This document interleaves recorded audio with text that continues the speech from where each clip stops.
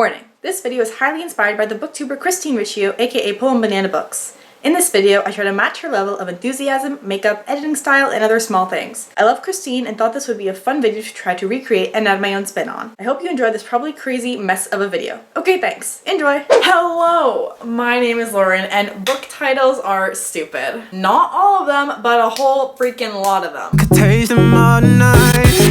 Book titles can be complicated for many reasons. We all know the saying, don't judge a book by its cover. I'm sorry, but if I'm looking for a new book on the shelf, the first thing I see is the spine and the name of the book, so I'm sorry, it's gonna happen. They have to be good enough to get the reader's attention, but also still make enough logical sense to the actual book. And even though people spend so much time picking these book titles and revising them, that doesn't stop some of them from being really stupid.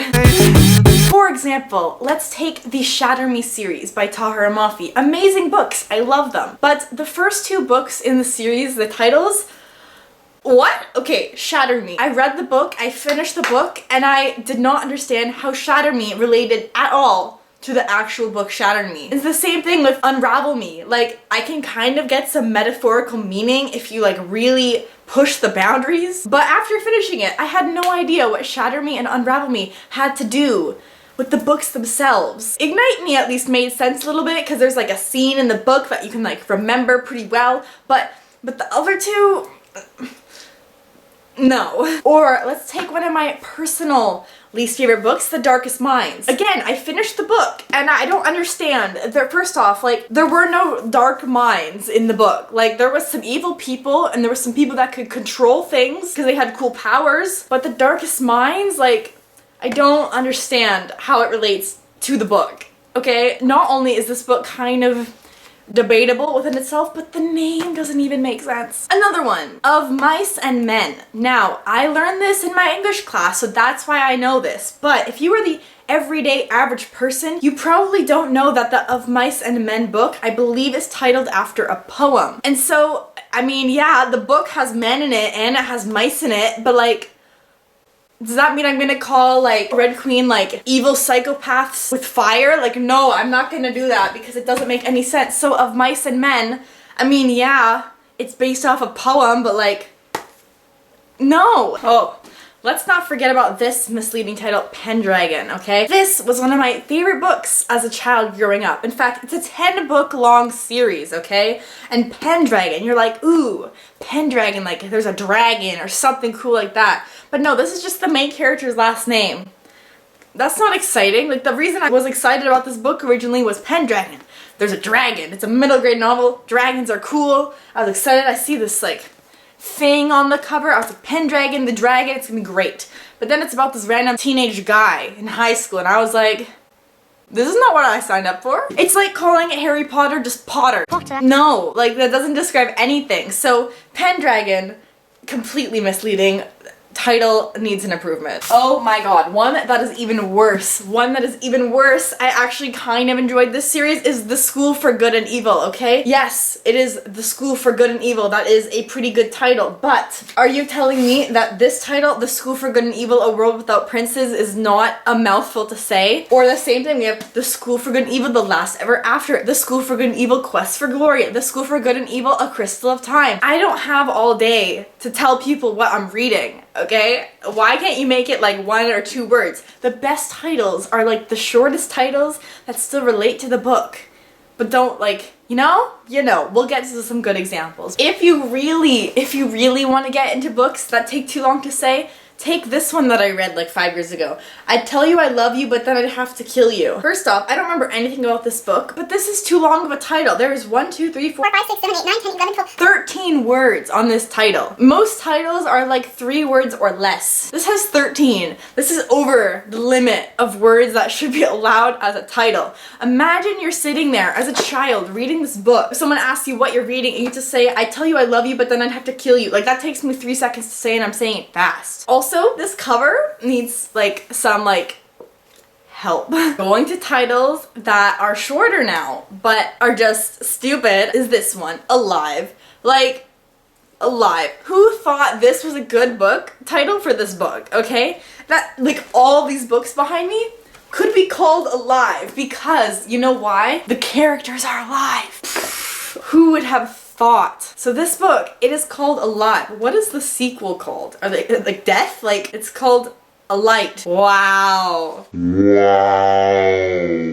So first they were alive, and then they were in some light. Oh my god. This series, wow. You are the everything. I remember picking this book up and being like, wow, look at these two people watching the stars. They call each other everything. Like, wow, I want to read this. It sounds like a cute romance type thing to read. I read the book, I finish it, and I'm like,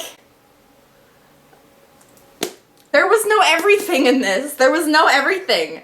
And this book, like this title, I was very misleading towards the actual book. Even the synopsis of the book is misleading to the book. I finished the book and I'm like, this is not what I thought I signed up for. I was looking for a cute romance book about them calling each other everything. Because you are the everything. And no, it was so misleading. Oh my god. This one, oh. First off, this author gets lots of hype. Carry On by Rainbow Rowell. I loved this book. But throughout the whole book, I was like, why is it called Carry On? Like, I want to know. And then I finished the book and I'm like, wow. Near the end, there's like one scene where someone says like, you gotta carry on. And I'm like, you named the whole book after the one scene where the one character says carry on. No, you can't do that. So that title, pretty stupid. Now this one just makes me want to cry. The Darker Shade of Magic series, okay? All of these titles have nothing to do with the book. So I can kind of see how A Darker Shade of Magic makes sense to this one. So, you know, it's okay. A Gathering of Shadows. Like, I feel the only resemblance I can kind of understand for A Gathering of Shadows is that stuff is starting to happen. When there's a plot, you have like the beginning, the middle, and the end. A Gathering of Shadows just kind of sounds like the middle. Like stuff is happening and it's gathering and it's dark and mysterious, so it's a shadow. So we call this book A Gathering of Shadows. So like, am I gonna call Glass Sword A Gathering of Shadows too? Am I gonna call Catching Fire A Gathering of Shadows? Like, no. No, and the same thing with A Conjuring of Light. It kind of sounds like it's the end. I mean, it is the end because it's the third book in the trilogy, but it's kind of like, oh, it's the light. We're trying to make the solution. Like, it kind of sounds like something you would call like, the giraffe section of the book, and then Tori Schwab is just kind of like, amazing. This is the end. We're gonna have our Conjuring of Light finale. Woo.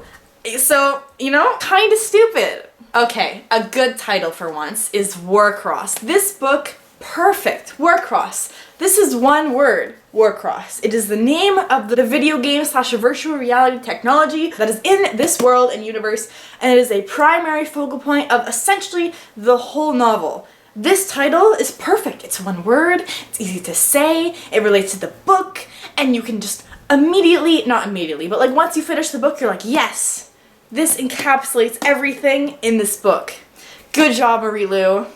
Good title. Also a good title, the entire Hunger Games trilogy, okay? If we look here, we got The Hunger Games. I'm pretty sure majority of people have read The Hunger Games if you enjoy YA fantasy, dystopian type stuff. But The Hunger Games, like, it perfectly encapsulates what this book is about. This book is perfect. This is the main event in the book. This is what sparks the rest of the stuff, okay? Then we have Catching Fire, which is also pretty good because you kind of understand what's happening because people talk about the rebellion sparking in the book. So this has a little bit more of like a metaphorical meaning to it, but it's still good. And then we have Mockingjay, which is like the symbol of the rebellion. And what is this book about? Rebellion. So rather than being boring and calling it rebellion, you called it Mockingjay, which actually relates back to the first book in the Hunger Games when she has her Mockingjay pin. Who knew that a Mockingjay would be important? Clearly Suzanne Collins did because she knows what to name her books. Another good one, One of Us is Lying. It's perfect. You know exactly what this book is about. It's a little bit longer, One of Us is Lying, 5 words, but it's not that hard to say. It's easy to understand. It's a mystery story because one of us is lying. It intrigues your attention to know that the whole point of the book is to find out who's lying. Ace plus, good title, yes. Also, Radio Silence by Alice Oseman, a personal favorite of mine now. It's perfect. It encapsulates the plot really well. You don't understand what the book is about by looking at the title, but once you read the book and you close it and you finish it, you're like, yes, amazing, okay? Amazing. Not a stupid title. A really stupid title. Miss Peregrine's Home for Peculiar Children. This sounds like one of the tongue twisters you would use in like grade 2 and play with your friends to try to be like, who can say this 10 times fast? Miss Peregrine's Home for Peculiar Children. Like, no, you can't say this in a sentence and have it make sense. I'm sorry, but while this title perfectly relates to the actual plot, saying it, a horrible experience. Anyways, in case we have not learned from this video, I think book titles are really stupid. There's a very small amount of book titles that actually really make sense to the book. Anyways, my name is Lauren. I make videos every Sunday, and I will see you in the next one. Goodbye! Hello! I'm Christine. Oh my god, I can't do this. Hello! What am I doing? Oh my god. I like lean on my bookshelf. Bye! Oh my god, that was so lame.